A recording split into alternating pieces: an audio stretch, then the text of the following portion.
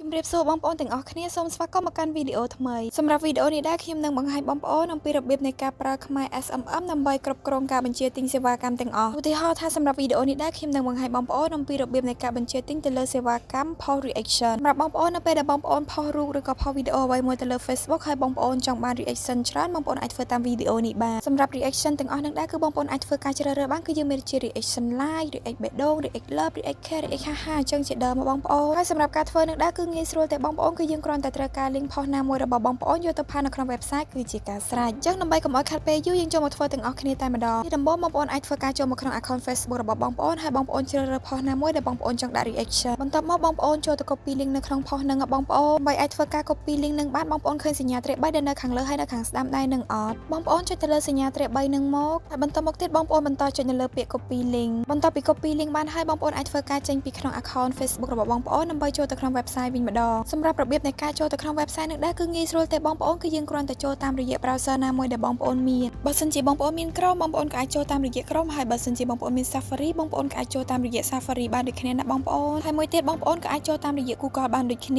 ជាក់ស្ដែងសម្រាប់នៅក្នុងវីដេអូនេះដែរគឺខ្ញុំចូលតាមរយៈ Google បងប្អូនហើយបន្តមកទៀតបងប្អូនគ្រាន់តែ search ពាក្យថាខ្មែរ SMM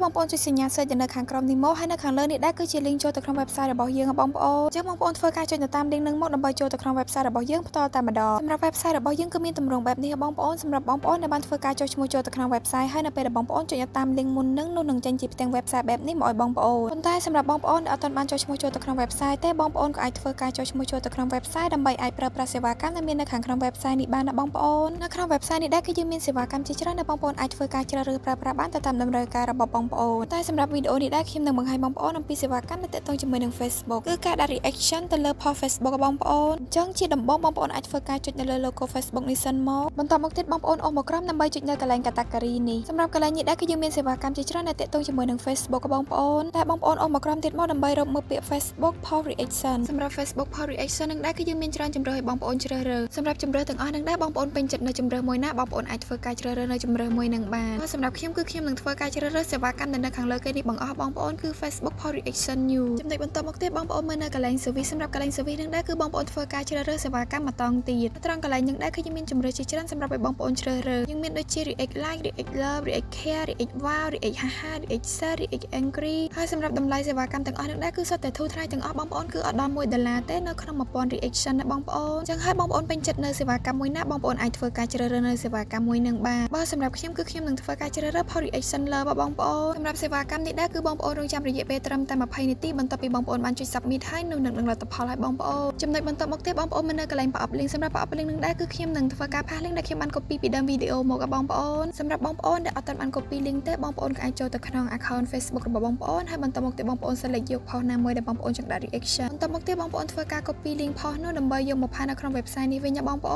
នហើយសម្រាប់របៀបនៃការផាស link នឹងដែរគឺអត់ពិបាកទេបងប្អូនគឺយើងគ្រាន់តែសកត់ទៅលើប្រអប់ link នោះនឹងលោតអក្សរផាសមកឲ្យបងប្អូនអញ្ចឹងបងប្អូនចុចទៅលើអក្សរផាសនឹងទៅគឺបងប្អូនអាចផាស link នឹងបានហើយបន្ទាប់ពីធ្វើការផាស link ហើយបងប្អូនមកបន្តទៀតនៅកន្លែង quantity សម្រាប់កន្លែងនឹងដែរគឺបងប្អូនធ្វើការដាក់ចំនួន reaction ដែលបងប្អូនចង់បានត្រង់កន្លែងនឹងដែរគឺបងប្អូនអាចដាក់បានចាប់ពី10 reaction ទៅដល់ 500k reaction ណាបងប្អូនអញ្ចឹងនៅចន្លោះតួលេខនឹងដែរបងប្អូនចង់ដាក់ប៉ុន្មានក៏បានដែរអាស្រ័យទៅលើតម្រូវការរបស់បងប្អូនផ្ទាល់តែបងប្អូនត្រូវចាំថាបងប្អូនអាចដាក់តិចបំផុតគឺត្រឹម10 reaction ហើយនឹងច្រើនបំផុតគឺត្រឹម 500k reaction ណាបងប្អូនឧទាហរណ៍ថាសម្រាប់ខ្ញុំធ្វើវីដេអូបង្ហាញបងប្អូនអញ្ចឹងខ្ញុំអត់ដាក់ច្រើនទេបងប្អូនគឺខ្ញុំដាក់ត្រឹមតែ10 reaction ទេបន្ទាប់ពីបងប្អូនដាក់នៅចំនួនដែលបងប្អូនចង់បានអស់ហើយបងប្អូនមើលបន្តនៅកន្លែងឆាតនៅត្រង់កន្លែងនឹងដែរគឺវានឹងគិតលុយស្រាប់ៗមកបងប្អូនតែម្ដងថានៅពេលដែលបងប្អូនដាក់ចំនួនប៉ុណ្ណេះ reaction តើបងប្អូននឹងត្រូវចំណាយលុយអស់ប៉ុន្មានណាបងប្អូនហើយសម្រាប់កន្លែងឆាតនឹងទៀតសតគឺវានឹងប្រែប្រួលអាស្រ័យទៅលើចំនួន reaction ដែលបងប្អូនបានដាក់នៅខាងលើឧទាហរណ៍ថាបងប្អូនដាក់ចំនួនលើពី10បងប្អូនដាក់20 30 40ឬក៏100អញ្ចឹងនៅកន្លែងនឹងដែរគឺវានឹងប្រែប្រួលតម្លៃលុយទៅតាមនឹងបងប្អូនតើពីបងប្អូនដាក់នៅចំនួនដែលបងប្អូនចង់បានអស់ហើយបងប្អូនគ្រាន់តែពិនិត្យមើលនៅសេវាកម្មខាងលើដែលបងប្អូនបានជ្រើសរើសនឹងថាត្រឹមត្រូវអស់ហើយឬនៅបងប្អូនពិនិត្យមើលនៅកន្លែង category service link quantity ថាត្រឹមត្រូវអស់ហើយឬនៅបើសិនជាចំណុចទាំងអស់នឹងត្រឹមត្រូវអស់ហើយបងប្អូនអាចធ្វើការចុចនៅលើពាក្យ submit នេះបានបន្ទាប់ពីបងប្អូនបានធ្វើការចុចនៅលើពាក្យ submit នោះហើយនោះនឹងលុតជាវិក័យប័ត្របែបនេះមកបងប្អូនគឺមានន័យថាការបញ្ជាទិញរបស់បងប្អូនគឺត្រូវបានទទួលយកសម្រាប់សេវាកម្មនេះដែរគឺបងប្អូនរងចាំរយៈពេល20នាទីបន្ទាប់ពីបងប្អូនបានធ្វើការចុច submit ហើយនោះនឹងលទ្ធផលឲ្យបងប្អូនប៉ុន្តែនៅក្នុងកំឡុងពេលរងចាំនឹងដែរគឺខ្ញុំអត់តម្រូវឲ្យបងប្អូននៅក្នុង website នឹងទេគឺបងប្អូនអាចធ្វើការ clear website ចេញបានហើយសម្រាប់វីដេអូរបស់យើងក៏បញ្ចប់តែត្រឹមហ្នឹងសម្រាប់បងប្អូនដែលអត់ទាន់នៅត្រង់ចំណុចណាទេបងប្អូនក៏អាច ត្រឡប់ទៅមើលវីដេអូពីដើមមកវិញបានណាបងប្អូនហើយក៏សូមអធិស្ឋានបងប្អូនទាំងអស់គ្នាចំពោះពាក្យសម្ដីលើសលួសឬក៏មិនសមរម្យនៅត្រង់ចំណុចណាឬក៏សម្លេងរំខានណាមួយសូមអរគុណបងប្អូនទាំងអស់គ្នាសម្រាប់ការទស្សនាជួបគ្នានៅវីដេអូក្រោយ